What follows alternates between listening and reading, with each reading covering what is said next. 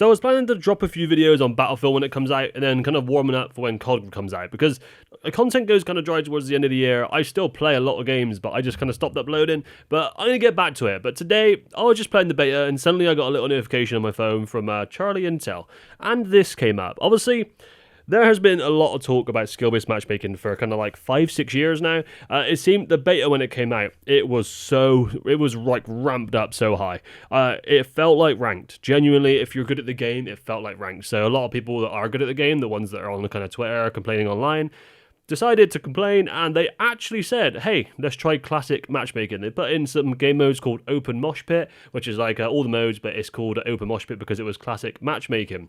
Now, they brought out something today which is very, very crazy to me. So we got this. This came in from Charlie Intel. It's all official. There's nothing this kind of, they might do this. This is genuinely official. This is crazy, right? Matchmaking update. We know the big question on everyone's mind in the beta is how will matchmaking work in Black Ops 7? At launch, open matchmaking with minimal skill consideration will be the default for Black Ops 7. Simply put, imagine the matchmaking experience of the Open Mosh Pit from the beta, but as the standard for Black Ops 7 on day one. That is crazy. I thought they'd do this test, and I thought the data would tell them that most people would actually play the other mode, because I thought there would be a lot of, I know there's not a lot of casual people on the beta, so I thought a lot of people would probably kind of be half and half. And when the game actually drops, I was thinking, I don't know if this will work. But the problem is, most of the people that are complaining are good players. Not a lot of people, if you don't see people complaining about skill-based matchmaking, it's because they're in fun lobbies. They're at their level. They're not that good, to be honest. It is a really tough conversation to have, but it looks like they are diving into the deep end. They're doing what everyone asks. So if this goes wrong, they've only got us to blame. Next.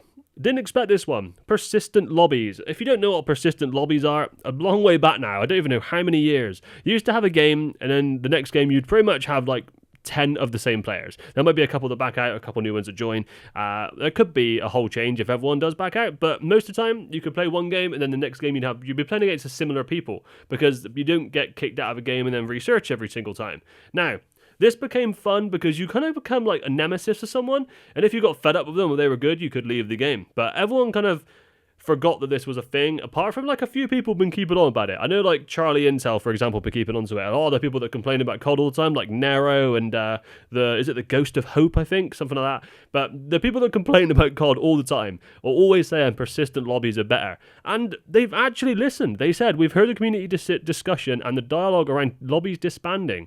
As we mentioned earlier during the beta, we're focused on keeping players together from match to match more often. Today we're excited to announce we'll have persistent lobbies at the launch of Black Ops 7.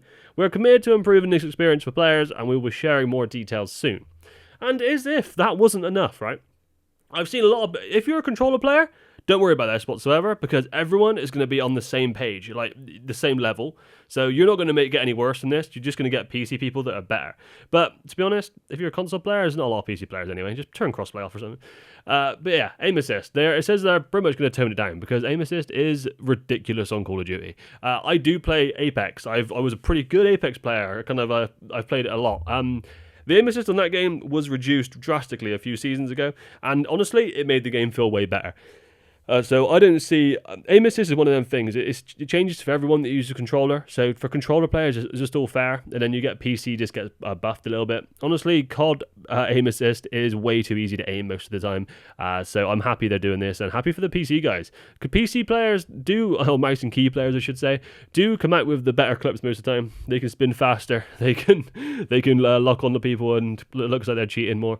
So we'll see how that goes. But I'm happy that there could be one of the best updates that they've ever given a month before the release of a Call of Duty. So first of all, let me know in the comments what you think of this, because I assume most people watching this video are probably ones that know all about this and skill-based matchmaking and just kind of wanted to have like another discussion with this or listen to me talk about it. But I was just kind of amazed at this whole news, and I thought, you know what, I'm going to make a video on this. I need to get my voice going again. So I've been playing the crap out of the beta. The beta is actually really good. I was enjoying it with skill-based matchmaking. I am one of them people that I actually really enjoy the competitive play, so I don't really complain too much when I'm playing against good players. I try and learn from it, and I know that's not the take that it should be, but I almost enjoy playing ranked all the time, basically. But yeah, you could say that's a bad take, and it probably is, to be honest. Okay, so I'm going to keep talking because I am enjoying the topic at the moment, to be honest. So if you're still here listening, thank you.